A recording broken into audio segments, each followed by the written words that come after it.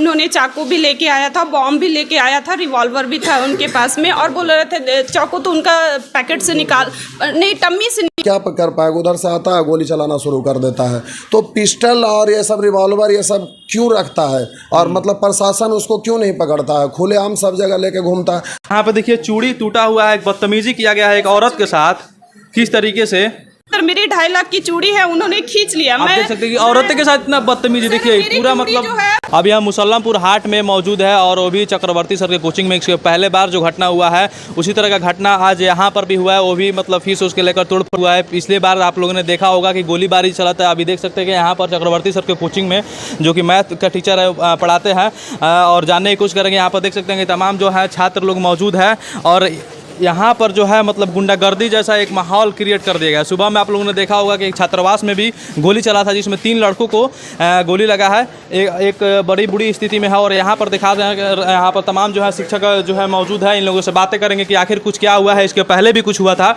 तो कौन से लोग हैं जो बार बार आप लोग पर हमला करना चाह रहे हैं? सर कुछ मतलब पटेल छात्रावास के लड़के ऐसे कुछ आते हैं, बोलते हैं और रंगदारी की तरह बात करते हैं। सर वो लोग, आप देख सकते हैं कि इतना बुरी स्थिति है कि मैम बोल नहीं पा रही है। इनका बोलने में जो है मतलब अंदर से हलकलाहट आ रही है। और सर वो लोग मुझे बताते हैं कि अच्छा मैं तुम्हें बताता हूँ कि तुम कौन हो, अभी बताती हूँ, तुम मेरे को दिखाती हो, एडमिशन नहीं लोगे 500 में कम, तुम 3 लोगों का एडमिशन अभी तुम लेती हो। तो मतलब मैंने रंगदारी लेकर एडमिशन कराएगा तो पढ़ेगा कैसे? Yes yes yes. एक सप्ताह पहले सर उन लोग हवा फायरिंग हुई है। मतलब उन लोग बॉम्ब वॉम्ब लेके आए थे, तो हवा फायरिंग किए थे सर। और मैं बोलते हैं कि मैं तुम्हें बताता हूँ कैसा होता है। अब बताइए ऐसा सिचुएशन रहा तो कैसे कोचिंग चलेगा। और बोलते हैं मुझे कि मैं तुमको बता दूंगा क्या हो तुम, क्या नहीं हो, तेरे को बताते हैं। 10-5 लड़के को सर वो लोग फ़ोन कर देते हैं। मैं तो डायरेक्ट पुलिस को ही फ़ोन करती हूँ। एक लड़की इसके पहले पुलिस कार्रवाई कुछ नहीं की थी? नहीं सर, मैं FRI दर्ज करवाई थी ये सुल्तानगंज पाटम में FRI दर्ज करवाई सर। कोई एक्शन नहीं रहा। बट मैं SP के पास भी गई थी, और तो वहाँ पे सर वो लोग काफ़ी बिजी थे, और मैं CM के रिलेटिव हूँ। मैं मेरे जो हस्बैंड है चक्रवर्ती सर, वो उनके चाचा ससुर, मेरे को चाचा ससुर लगेंगे। बट सर वहाँ सर लोग सब लोग बिजी थे। मैं 2-3 बार गई। अब कार्रवाई कैसे किया जाए आप बताइए। देख सकते हैं कि मैम जो है इस पर बार बार जो है मुसल्लमपुर हाट में कोचिंग में बार बार जो है हमला होते रह रहा है, लेकिन अभी तक पुलिस इस पर कोई कार्रवाई नहीं कर रही है। इसके पहले भी गोली चला था, और आज भी तोड़फोड़ हुआ है, चाकू से भी हमला करने की कोशिश किया गया है।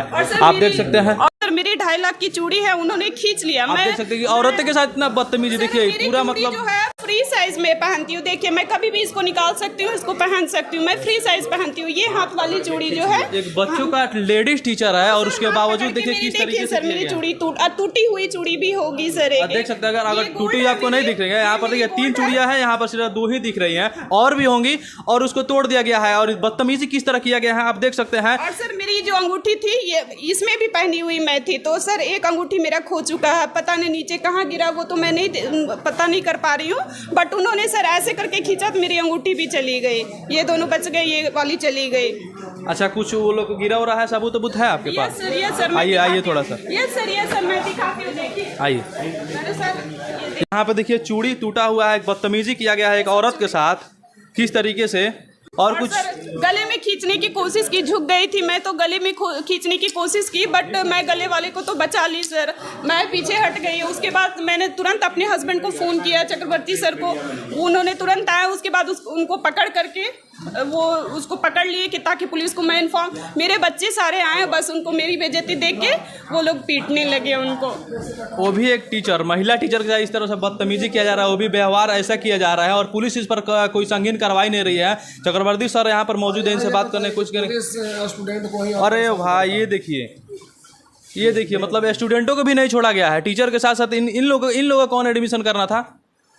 इन्हीं लोगों का मतलब दोष है। थोड़ा और पीछे हट जाइए, तो थोड़ा पीछे हट जाइए। इसके पहले मतलब जो घटना हुआ था, गोलीबारी चला था, पुलिस इस पर सर कार्रवाई नहीं की थी। हम ऊपर में क्लास ले रहे थे। अच्छा। क्लास लेते लेते जैसे इन्फॉर्मेशन आया तो हम नीचे आए। तब तक वो लोग 5-10 स्टूडेंट लोग था, बाहर से आया था, और ख़ुद को बता रहा था कि हॉस्टल से हैं। और जैसे ही हम आए तो जान रहा था कि सर हैं अगर बैच छोड़ देंगे तो दुनिया भर का स्टूडेंट आएगा मारेगा, तो गिरते पड़ते भागा। उसके बाद बाहर से ढेर सारे लोग आया और बाहर कैंपस में बाहर वो लोगों गोली लोड करके रखा और 2-4 लड़का अंदर घुसा और गोली फायर किया है, जिसमें पटेल हॉस्टल का लड़का था, उसका क्या नाम है, नहीं वो रामपाल। अच्छा, पटेल हॉस्टल का लड़का था, रामपाल था, उधर से आ रहा था, उसका जाने पहचाने था, उसको फिर अंदर ले गया रूम में। उसके बाद फिर वो लोग आया और वो उसको समझाया क्या किया, उसके बाद फिर आके और फायर किया है।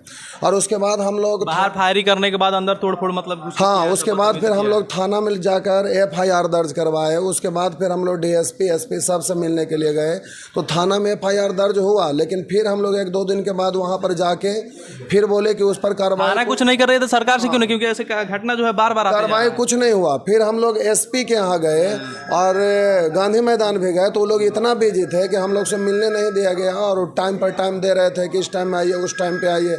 हम लोग अनेक बार जाने की कोशिश किए मिलने के लिए, तो मिल नहीं पाए। सरकार के पास क्यों नहीं बात पहुँचा रहे हो, क्योंकि पुलिस तो अभी कोई कार्रवाई नहीं कर रही है इन लोगों को। कोई भी स्टेप बाय स्टेप ही जाया जा सकता है। हम लोग थाना में FIR किए, उसके बाद उनसे ऊपर में जाना पड़ेगा, तो DSP से मिलना पड़ेगा। उन लोग से बात नहीं हुआ, हम लोग क्लास में बिजी थे। फिर सोचे कि सैटरडे को जाएंगे, उस दिन विश्वकर्मा पूजा था, तो उन लोग से भेंट नहीं हुआ।